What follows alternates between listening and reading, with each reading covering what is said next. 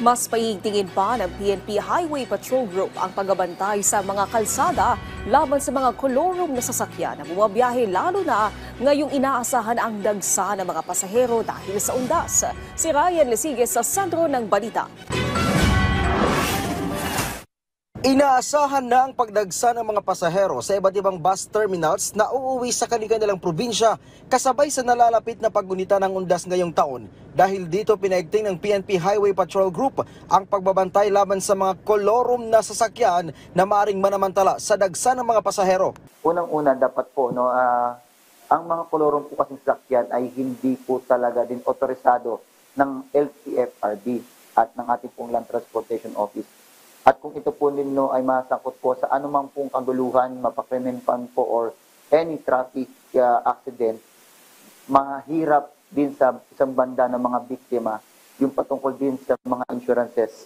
At isang banda rin po, ito rin po kasi talaga din ay paglabag po sa ating pong batas.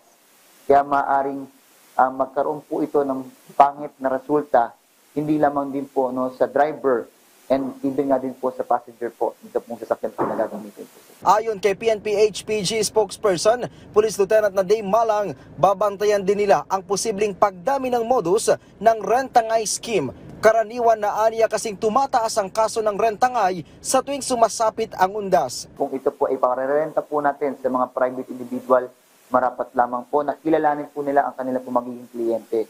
At marapat lang din po nawa na ito po ay kanila po maipalagay po sa mga prangkisa po kagaya po ng LTFRB. Kung ito man din po talaga din po ay pribado, marapat din po talaga din na maglagay po ng mga tracking devices para po at least ma-monitor din po natin ang paggalaw po ng ating pong mga sarili pong sasakyan or mga pinapaupahan po na sasakyan. Sa kabuuan ay aabot sa 1,500 ang ipinakalat na tauhan ng PNP HPG para umalalay sa mga motorista.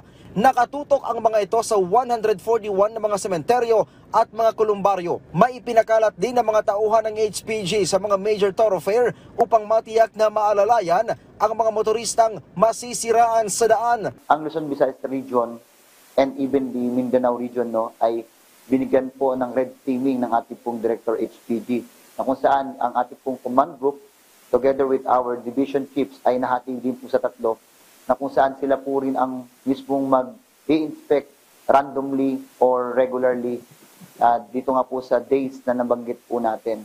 At kasama nga din po dito yung mga bus terminals and even mga ports. Paalala ng PNP HPG sa mga motoristang bibiyahe ngayong undas, i-check ang Dr. Blow Bagets para sa ligtas na paglalakbay. Samantala hinimok ng PNP ang publiko na magpatupad ng maximum vigilance laban sa mga krimeng karaniwang nangyayari kasabay ng pagunita ng araw ng mga patay at araw ng mga kaluluwa. Giit ni Acting Chief PNP Police Lieutenant General Jose Melencio Nartates Jr., mahalaga ang citizen awareness bilang first line of defense laban sa mga mananamantala.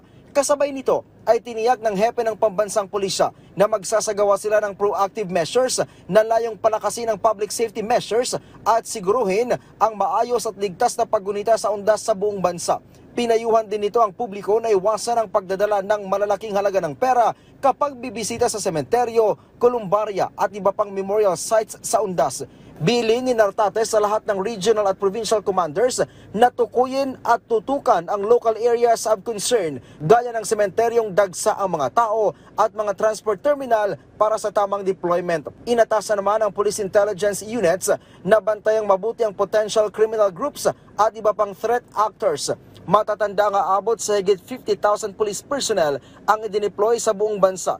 Kasabay ng pagsasailalim sa PNP sa heightened alert mula Oktubre 29 hanggang sa November 3. Ryan Lesiges para sa Pambansang TV sa Bagong Pilipinas.